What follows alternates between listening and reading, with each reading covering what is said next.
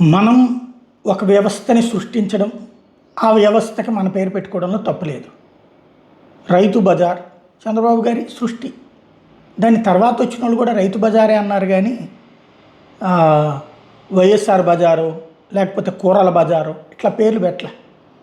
అన్న క్యాంటీన్ అన్న పేరుతో సరే ప్రభుత్వం తర్వాత వచ్చింది, రన్ చేయలేదు, అది వదిలేద్దాం. ఎందుకంటే వీళ్ళ ప్రోగ్రాములు ఇప్పుడు వీళ్ళు రన్ చేయరు కదా. ఇప్పుడు వాలంటీర్ వ్యవస్థను రద్దు చేశారు, సచివాలయ వ్యవస్థని కొనసాగిస్తున్నారు. వాలంటీర్ల విధులు కూడా సచివాలయ ఉద్యోగులకు కేటాయించారు. అంటే రిలాక్స్డ్గా పనిచేసుకునేది నాడు ఉండేది సచివాలయ ఉద్యోగులకి, వాలంటీర్కి.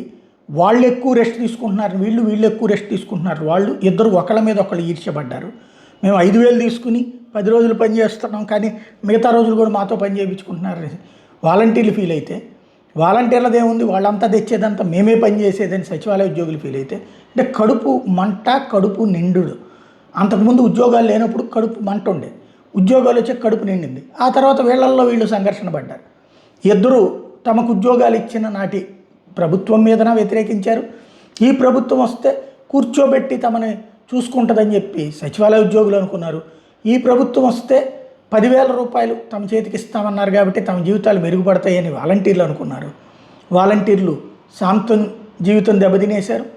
ఇటు సచివాలయ ఉద్యోగులు చివరికి వాలంటీర్ సర్వీసెస్నే ఇప్పుడు ఇది చేసుకుని నిరంతర అవమానాలు పడుతున్నారు. అదంతా పక్కన పెడితే ఇప్పుడు సచివాలయాల పేర్లు మార్చారు. ఇప్పుడు రైతు భరోసా కేంద్రాలని రైతు సేవా కేంద్రాలని ఎట్ట మార్చారో, స్వర్ణ గ్రామం అట, అట్లాగే వార్డు సచివాలయం స్వర్ణ వార్డు అట.